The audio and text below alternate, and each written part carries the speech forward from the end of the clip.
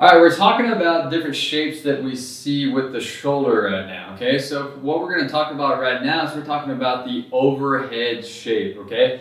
This is a archetypal shape that you'll see in any type of overhead movement, but also any type of sport where you have to reach overhead, hit, anything like that. So this overhead position, this full expression of this movement is really important to see as a trainer, as an athlete, okay? So a normal expression is you're going to be having a full overhead position with the arms coming next to the ear without needing to bend the arms or anything. You'll be able to see a full expression without a lot of struggle, and you won't want to see any type of compensations, okay? So some common faults that you see with this is whenever someone's trying to reach overhead and they end up flaring out the elbows, they can't fully do it. Or another really common one is as someone tries to reach overhead, they can't quite get it, so they end up arching at the back in order to compensate in order to do this. And this becomes super obvious as you add weight to the movement, okay?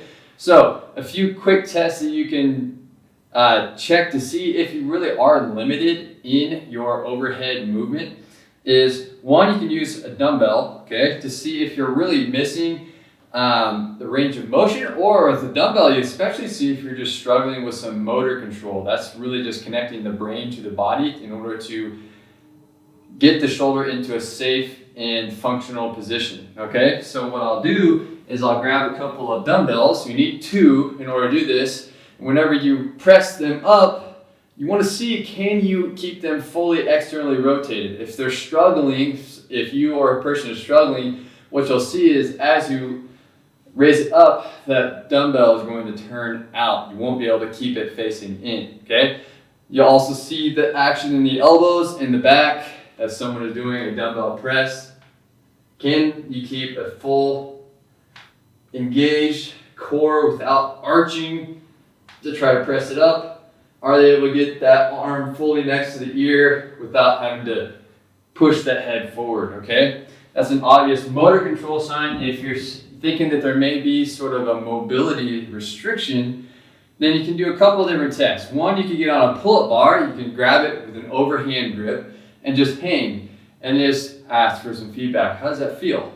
Okay? If you're feeling a crazy stretch or you're having to really arch your back while you're hanging there, you have a mobility restriction. Okay?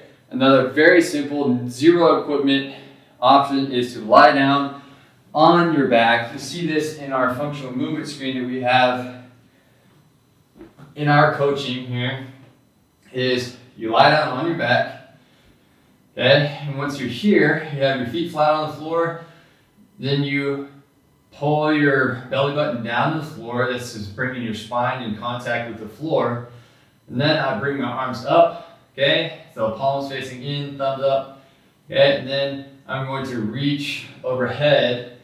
See if I can keep my biceps right next to my ear and see how far I can go before I have to extend my back here, okay? If you can touch the floor with your thumbs without extending your back, that's awesome, okay? But as you reach overhead, you're looking for any kind of compensations to see if the elbows flare out or if you just kind of hit this end point where you can't go any further. And that shows that there is an overhead restriction that we can address in different mobilizations, okay? So this is the overhead archetype. We really want to have this prime overhead position because the more that you end up compensating with this, if you're lacking that overhead position, you're going to make up for that lack of mobility and control in your spine, which causes more stress on the lower back, on the spine, can cause back pain, but also can lead to other injuries. And also this lacking this overhead movement and this compensation is going to lead to stress within the shoulder, getting it into an unsafe position. Also, it can lead to stress downstream into the elbow and even into the wrist as we're trying to find ways to achieve a movement without having the full expression of that functional mobility and control. Okay? This is our overhead shape that we want to keep working on and keep getting better at in all of our Olympic coaching clients and with the athletes that we work with.